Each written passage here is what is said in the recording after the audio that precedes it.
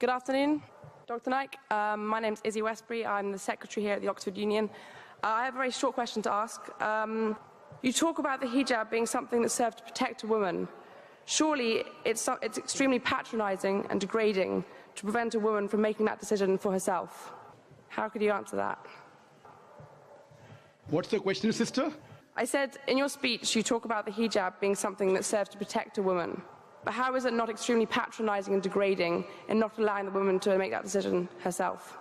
Sister posed a very good question, that when I say that hijab is required for a woman, isn't it not degrading for the woman to patronize it? Isn't it degrading? If you read the Quran and Islam has prescribed hijab. That means the woman should be covered. The only part that can be seen are the face and the hands up to the wrist. This is for the modesty. And it is not only mentioned in the Quran, it is also mentioned in the Bible. If you read the Bible in the 1 Timothy, chapter number 2, verse number 9, it says that women should be dressed up with shamefacedness. They should be dressed up with sobriety and should not wear braided hair or gold or pearls. It's further mentioned in the 1 Corinthians, chapter number 11, verse number 5, 6. The woman that does not cover her head, then she dishonors her head. Her head should be shaved off. Anyway, I don't agree with this. I'm just quoting you from the Bible. Same way, if you go to the Vedas, it says that the woman should cover the head. So all the religious scriptures, they talk about the woman covering their head. It is for modesty. It is not to degrade the woman. And if we analyze, there was allegation made against me saying that Dr.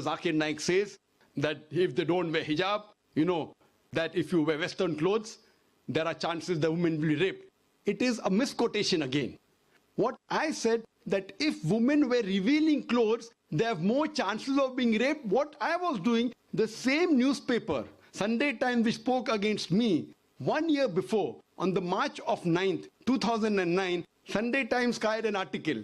In Britain, 1 out of 7 feel that the women who wear sexy revealing clothes, she should be hit. I'm sorry, I don't agree with it. This is the statistics that was given in the Sunday Times on the 9th of March 2009, that in Britain, 1 out of 7 Britishers believe that the women who wear revealing and sexy clothes should be hit. I disagree with this.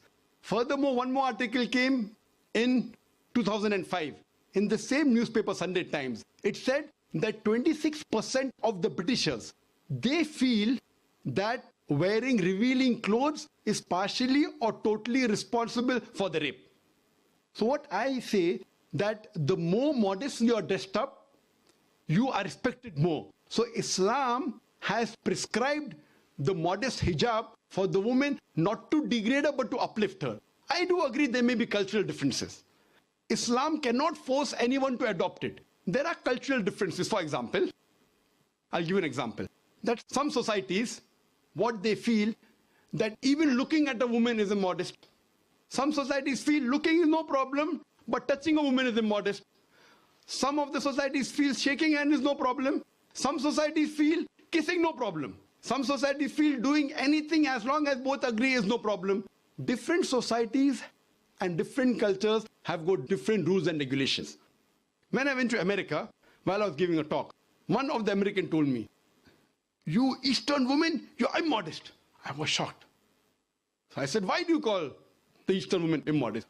He told me, "You Eastern women, you expose your belly."